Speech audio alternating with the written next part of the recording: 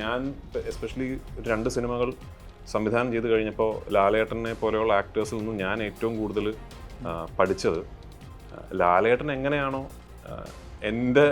എന്നോട് as an actor director അങ്ങനെ ആയിരിക്കണം ഞാൻ എൻ്റെ ഡയറക്ടേഴ്സിനോട് എന്നുള്ളതാണ്. അപ്പോൾ ഞാൻ എപ്പോഴും ഷാജോനോടൊക്കെ ഞാൻ ബ്രദേഴ്സ് ഡേക്ക് ഇത് പറഞ്ഞിട്ടുണ്ട് ആക്ച്വലി. കാരണം എൻ്റെ actually how I should be with my director എന്നുള്ളതിൻ്റെ പെർസ്പെക്റ്റീവ് തന്നെ ഒരു അഡീഷണൽ ലെയറായി എനിക്ക് ലാലേട്ടൻ്റെ കൂടെ വർക്ക് ചെയ്തത്.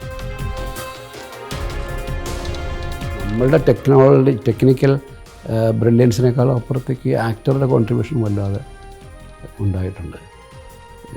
ഈ കുട്ടികളെ കൊല്ലുന്ന സീനുകളിൽ തന്നെയാണെങ്കിലും ഞാനൊരു 4 രാത്രി കൊണ്ട് അതിൻ്റെ ഓർഡറിലാണ് ഷൂട്ട് ചെയ്തത്. ആ സീക്വൻസ് അങ്ങനെ ചെയ്യാൻ പറ്റുള്ളത്. അപ്പോൾ അത് ഓരോ ഷോട്ടുകളും അതേപോലെ തന്നെ അതിൻ്റെ ഒരു മാക്സിമം ഓർഡറുകൾ തന്നെയാണ് ഷൂട്ട് ചെയ്തത്. ഈ കുട്ടികളെ കൊല്ലുന്ന ഒരു സീനിലേക്ക് എത്തിയപ്പോൾ ഞാൻ ഇയാളുടെ അടുത്ത് പറഞ്ഞു കൊടുത്തത് ഇയാളെ പൂർണ്ണമായിട്ടും അബ്നോർമലായിട്ടുണ്ട് ഇപ്പോൾ ആ ഒരു ഘട്ടത്തിൽ. ഒരു നോർമൽ മനുഷ്യൻ ചെയ്യാവുന്ന കാര്യമല്ല. അപ്പോൾ ഈ ഒരു വല്ലാത്ത ഭ്രാന്തിൻ്റെ നോർമാലിറ്റിയുടെ ഇടയിൽ കിടന്നുള്ളൊരു അവസ്ഥയിലാണ് ഇയാളുടെ മനസ്സ്. ഈ കുട്ടിയെ പിടിച്ച് ചേർത്ത് നിർത്തി ഇയാളുടെ ഒരു ക്ലോസപ്പ് എടുക്കുമ്പം പെട്ടെന്ന് ഇയാൾ കണ്ണിൽ വല്ലാത്തൊരു തിളക്കം കണ്ട്. അപ്പോൾ ഞാൻ ക്യാമറ കൂടെ നോക്കിയപ്പോഴത്തേക്ക് തിളക്കം കാണും. അപ്പോൾ ഞാൻ അസിസ്റ്റൻറ്റിനെ വിളിച്ചു ഇയാൾക്ക് ഗ്ലിസറിൻ കൊടുത്തു വിളിച്ചു. അവർ ഇല്ല, അയാളുടെ ടച്ചപ്പിനെ വിളിക്കാൻ പറഞ്ഞു. അപ്പോൾ അയാൾ പറഞ്ഞില്ല, കൊടുത്തില്ല. എന്നാലും ആലോചിച്ച് എന്താണെന്ന് ചോദിച്ചു. ഞാൻ പറഞ്ഞില്ല ഗ്ലിസറിൻ ഉണ്ടോ? ഇല്ല, ഇട്ടില്ല. എന്തേ അല്ലേ?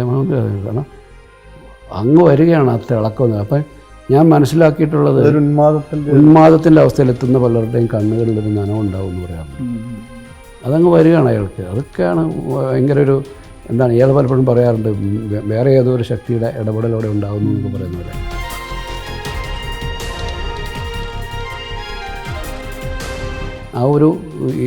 ആ ഷോട്ട് ഞാൻ എടുത്തിരിക്കുന്നത് ഇയാൾ കരഞ്ഞിട്ട് ക്ലോസ് ഷോട്ടിൽ തന്നെ ഇയാൾ താഴേക്ക് ഇരിക്കുമ്പോൾ ഞാൻ ചെറിയ ക്രെയിൻ ഇയാളുടെ ഒപ്പം സഞ്ചരിക്കണം. കാരണം എനിക്കറിയാം വളരെ ഇമോഷണലി ഹെവി ആയിട്ടുള്ളൊരു ചെയ്യുന്നത്. അതൊരു റീടേക്കിന് സാധ്യതയില്ല. റീടേക്കൊക്കെ എന്നാൽ അയാളുടെ മുഴുവൻ ഇൻപുട്ടും ഉള്ള ഷോട്ടാണ് അയാൾ അഭിനയിച്ചുകൊണ്ടിരിക്കുന്നത്. അവിടേക്ക് നമ്മുടെ ഒരു ടെക്നിക്കൽ എറർ കൊണ്ട് രണ്ടാമത് ഷോട്ട് എടുക്കാൻ അവസ്ഥ ഉണ്ടാകരുത് എന്നുണ്ട്. അപ്പോൾ ക്യാമറാമാനെ കോൺഷ്യസ് ആക്കിയിട്ടുണ്ട്. ഇയാൾ എപ്പോഴാണ് താഴേക്ക് പോകുന്നത് അറിയത്തില്ല, എപ്പോഴാണ് കൂടുതൽ ഇറങ്ങാൻ പോകണമെന്ന് അറിയില്ല. അതിനൊപ്പം സഞ്ചരിക്കണം. അത്തരത്തിലുള്ള വലിയ tension.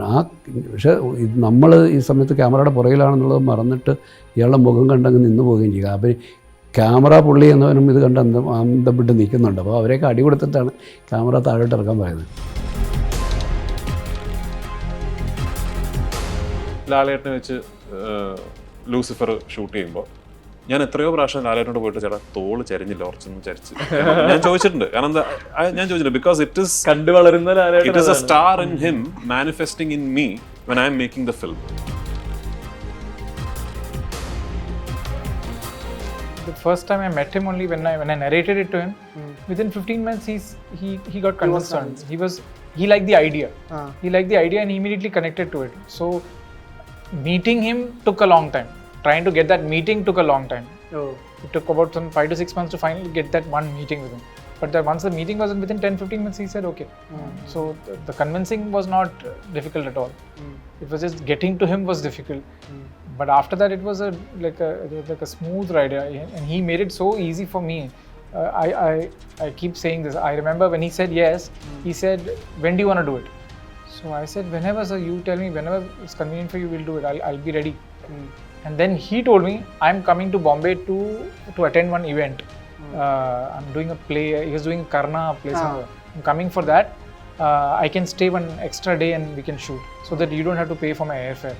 Like, he doesn't need to speak like that. He doesn't need to think like that. But he was thinking for me, and he was like, "You're making a short film, making it on your own. Let me help you out." That was his attitude. And I guess that's the bigness of his heart. You know, that's the person that he is. For him to support someone who's just starting off, he in doing so, he kind of kick-started my career. Thampi Kannan മേനോനും ഡെന്നിസ് ജോസഫും എന്നോട് പറഞ്ഞിട്ടുണ്ട്, ഒരു ഹോട്ടലിൻ്റെ ലോബിയിൽ അവരിങ്ങനെ ഒരു വിഷമഘട്ടത്തിലിരിക്കുമ്പോൾ വെറുതെ അതുവഴി നടന്നു പോയ ആളാണ് മോഹൻലാൽ. അദ്ദേഹത്തോട് ചോദിച്ചു, ഒരു പടം ചെയ്തു തരാമോ, എത്ര ദിവസം വേണമെന്നാണ് തിരിച്ചു ചോദിക്കുന്നത്. അപ്പോൾ ഒരു 20-25 ദിവസം മതി, 2 തന്നാൽ മതിയോ എന്ന് ചോദിച്ചു. അതാണ് രാജാവിൻ്റെ മകൻ. ലാലേട്ടൻ്റെ രീതി ഞാൻ പറഞ്ഞിട്ട് ഞാൻ മനസ്സിലാക്കിയ രീതി, അദ്ദേഹം പഠിക്കുക, മറക്കുക, ചെയ്യുക എന്ന് പറഞ്ഞ ഒരു രീതി ഫോളോ ചെയ്യുന്ന ഒരാളാണ്. ഒന്ന് മഞ്ഞിൽ വിരിഞ്ഞ പൂക്കൾ റിലീസായിട്ടില്ല ആ സമയത്താണ്. അപ്പോൾ അതിൻ്റെ പോസ്റ്റർ ഡിസൈനിങ് നടന്നുകൊണ്ടിരിക്കുന്നത്, അത് ഞാൻ പറഞ്ഞു വരുന്നത്. അപ്പോൾ ഈ പോസ്റ്റർ ഡിസൈനിങ് ചെയ്തത് PN മേനോൻ സാർ. അപ്പം മേനോൻ സാറ് ആദ്യകാലത്ത് ഒരുപാട് പോസ്റ്റർ ഡിസൈൻ ചെയ്തിട്ട് പിന്നീട് പോസ്റ്റർ ഡിസൈനിങ് പുള്ളിക്കും അടുത്തിട്ട് ചെയ്യാതിരിക്കുകയായിരുന്നു. ആ സമയത്താണ് ഈ മഞ്ഞിൽ വിരിഞ്ഞ പൂക്കൾ വന്ന സമയത്ത് അപ്പച്ചൻ സാറ് മേനോൻ സാറിനെ കൊണ്ട് ചെയ്യിക്കണമെന്ന് പറഞ്ഞിട്ട് മറ്റേ ജിജോ SL ആനന്ദ് എന്ന് പറഞ്ഞിട്ട് ഇവരുടെ പ്രൊഡക്ഷൻ കൺട്രോളറായിട്ടുണ്ട്. ഇവർ രണ്ടുപേരും കൂടിയാണ് ആൽബം ഒക്കെ ആയിട്ട് മേനോൻ സാറിൻ്റെ അടുത്ത് വരുന്നത്. വന്നിട്ട് ഈ ആൽബം ഏൽപ്പിച്ചിട്ട് ഈ പോസ്റ്റർ ഡിസൈൻ ചെയ്യുന്നത്. അപ്പോൾ ആദ്യം മേനോൻ സാർ എനിക്ക് താല്പര്യമില്ലായിരുന്നു, പക്ഷേ അപ്പച്ചനൊക്കെ പറഞ്ഞുകൊണ്ട് പുള്ളി അതിന് തയ്യാറാകുകയും ഈ ആൽബം എനിക്ക് ഓർമ്മയുണ്ട്. ആദ്യം മറിച്ച് നോക്കുമ്പോൾ ഞാൻ മേനോൻ സാറിൻ്റെ അടുത്തുണ്ട്. ഞാൻ മേനോൻ സാറിൻ്റെ ഈ പോസ്റ്ററൊക്കെ ഡിസൈൻ ചെയ്യുന്നൊരു ബാലൻ പാലായി ഉണ്ട്, അസിസ്റ്റൻ്റായിട്ട് വർക്ക് ചെയ്യും. ഞങ്ങൾ രണ്ടുപേരും കൂടിയാണ് ബാലൻ പാലായി, എന്താ പറയുക, ഇതൊക്കെ എഴുതുന്നതൊക്കെ പുള്ളിയാണ്. ടൈറ്റിൽസ് ഒക്കെ എഴുതണമല്ലോ, എല്ലാം ചെയ്തിരുന്നത് ബാലൻ പാലായി. അപ്പോൾ ഈ ആൽബം മറിച്ച് നോക്കുമ്പോൾ ഞാനിപ്പോഴും ഓർക്കേണ്ടത് ശങ്കറിനെ, പൂർണ്ണിമേറാമിൻ്റെ ഒക്കെ സ്റ്റിൽസ് കണ്ടപ്പോൾ അന്ന് മോഹൻലാലിനെ മേനോൻ സാറിനെ അറിയില്ല, കണ്ടിട്ടില്ല.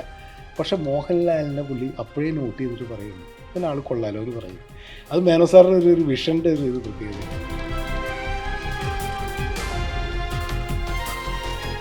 ആടുതോമായിട്ട് അഭിനയിക്കാൻ എന്നോട് ചോദിച്ചേ, if not Mohanlal, ask me that question, I would always say it's only him, nobody can do that role.